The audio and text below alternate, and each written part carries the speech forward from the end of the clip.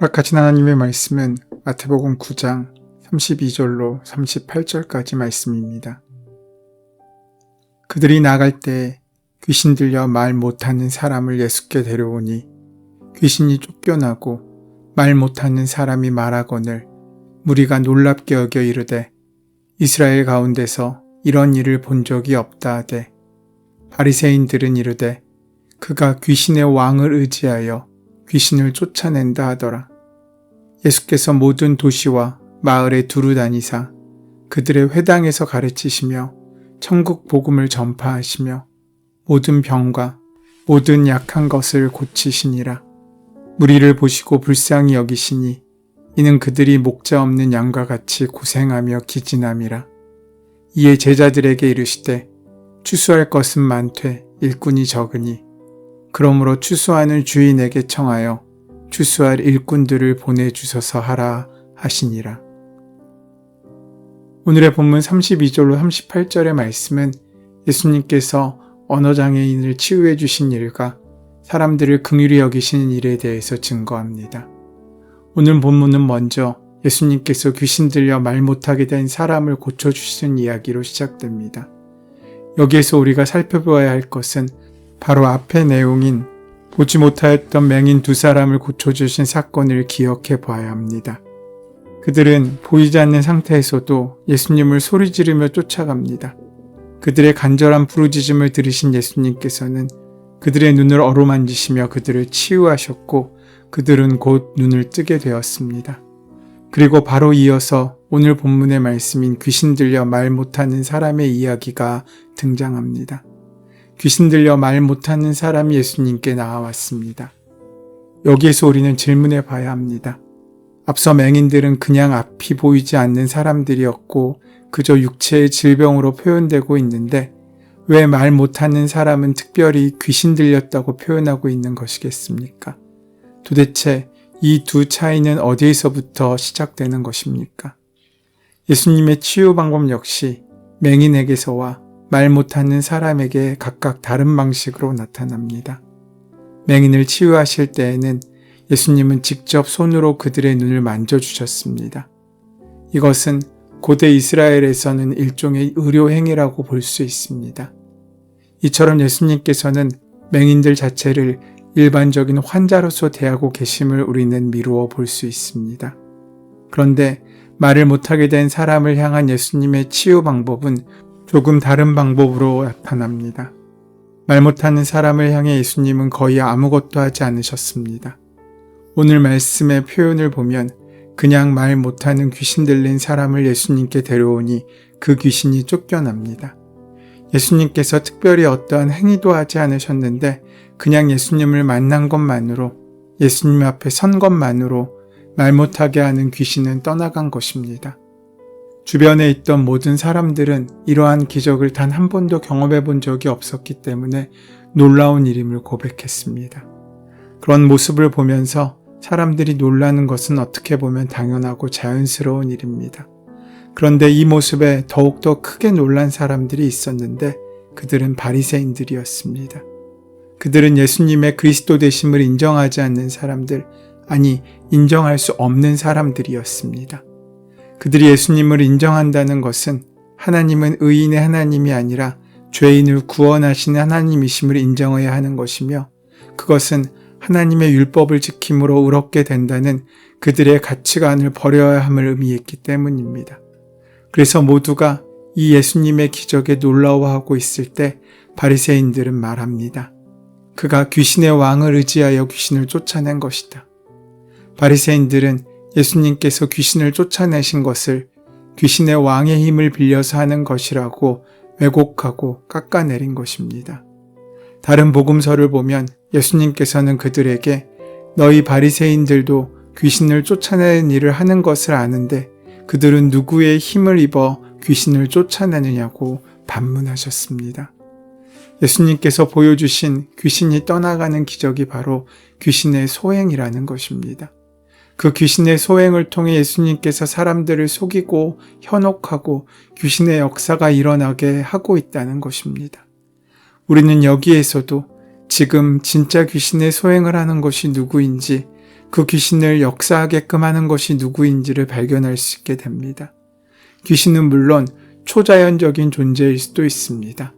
하나님을 반하는 사단의 세력일 수 있습니다. 그들이 사람의 육신을 조종하여서 그의 입을 막을 수도 있습니다. 바리새인들이 이 같은 말, 그가 말하게 된 것은 귀신의 소행이다라고 하는 말은 말 못하게 하는 귀신으로부터 자유롭게 되어 이제 막 말할 수 있게 된 사람의 입을 지금 틀어막고 있는 것이지 않습니까? 바리새인들은 지금 이제야 말할 수 있게 된 이 사람을 향해 너에게 귀신의 역사가 일어난 것이다.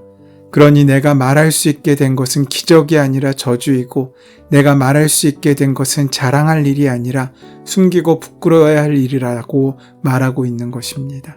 그런데 잘 보십시오. 지금 이 사람으로 하여금 말 못하게 하는 귀신이 누구입니까? 바로 바리새인들입니다. 그들은 예수님으로 말미암아 말 못하게 하던 귀신의 영이 떠나가 이제는 말할 수 있게 되었지만 그의 입을 다시금 막고 있습니다. 어떻게 보면 그 사람으로 하여금 입을 막고 말 못하게 하는 귀신의 역할을 지금 그들이 하고 있는 것입니다. 아마도 말 못하는 사람은 원래는 말을 할 수 있었을 것입니다. 어떠한 이유인지는 모르나 그는 현대의학에서 말하는 실어증에 걸린 것입니다. 마땅히 말하던 사람이 갑자기 말을 못하게 되니 그 당시 사람들은 이해할 수가 없는 상황을 귀신의 소행이라고 말했던 것입니다. 그리고 그렇게 귀신 들려 말 못하게 된 사람은 저 사람은 하나님 앞에 죄를 범하여 귀신 들린 자다라는 다른 사람들의 비난과 손가락질 속에 살아가야 했고 그것은 귀신의 역사뿐만 아니라 사람들의 그러한 질시와 그러한 조롱의 소리가 오히려 더욱더 그의 입을 얽어매고 있는 것이었습니다. 말을 할 수 없게 되는 실어증은 말을 잃어버릴 정도로 큰 정신적인 충격을 받았을 때 찾아온다고 합니다. 그리고 그 치료 방법은 아기에게 말을 가르치듯이 가장 쉬운 단어에서부터 따라하게 하고 짧은 문장들을 말하게 함으로 천천히 잃었던 말을 찾게 된다고 합니다. 그런데 말 못하게 하는 귀신 들린 사람이 된 그 사람은 점점 더 말을 할 수 없고 말해서도 안 되는 처지에 놓이게 되었던 것입니다. 여기서 우리는 뚜렷한 귀신의 정체를 볼 수 있습니다. 그 사람을 말 못하게 했던 귀신의 정체는 바로 멀쩡한 사람도 벙어리로 만들어버리는 나쁜 제도와 문화였습니다. 또 내 권력과 자기의입니다. 우리가 살아가는 세상 속에서도 이러한 말 못하게 하는 귀신은 끊임없이 우리의 입을 틀어막고 있습니다. 세상은 원래 그런 것이라고, 좋은 게 좋은 것이라고, 모난 돌이 정 맞는다고 우리의 입을 틀어막고 말 못하게 벙어리로 살라고 강요하고 있습니다.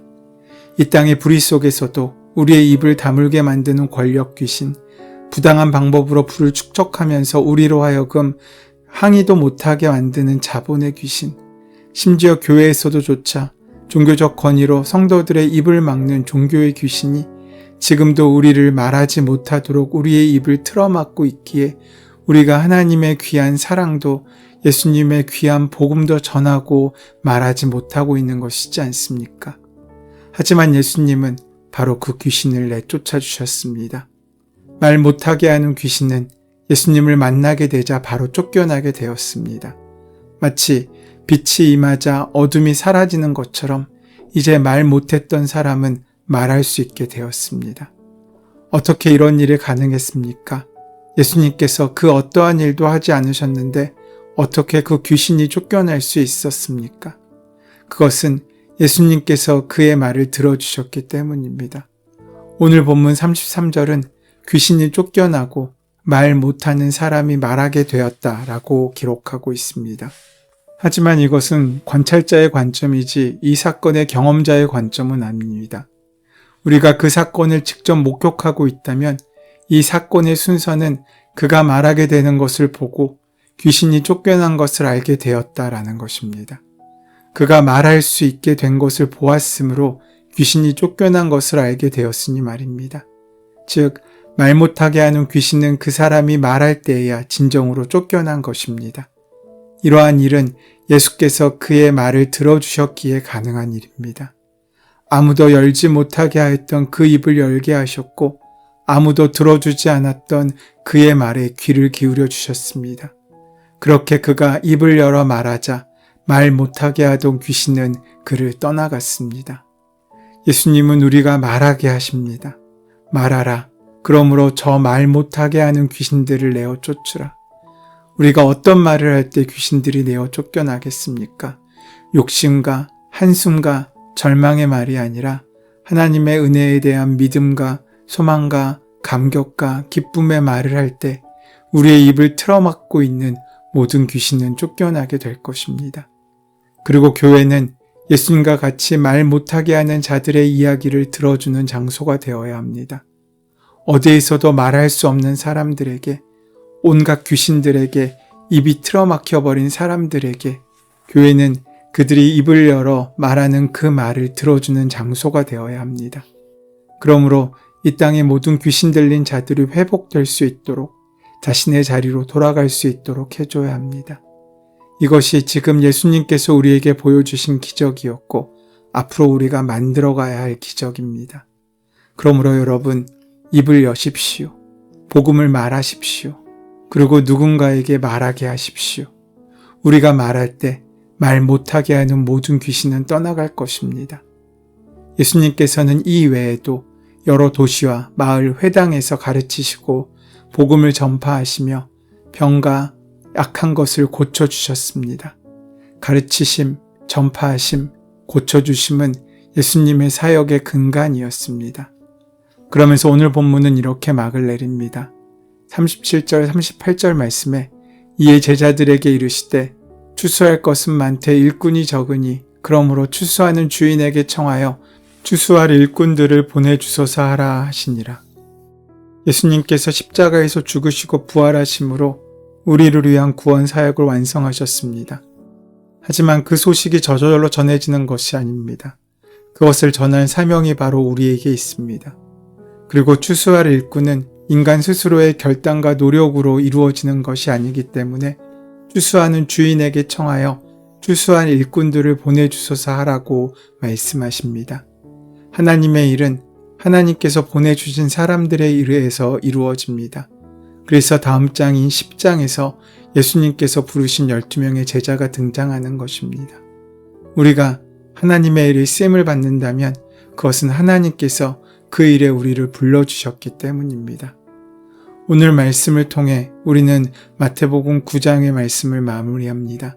예수님께서는 한 관리의 딸을 살려주셨고 12년 동안 혈류증으로 앓던 여인을 고쳐주셨고 두 시각장애인의 눈을 뜨게 해주시고 귀신이 들려 언어장애를 갖게 된 사람도 고쳐주셨습니다.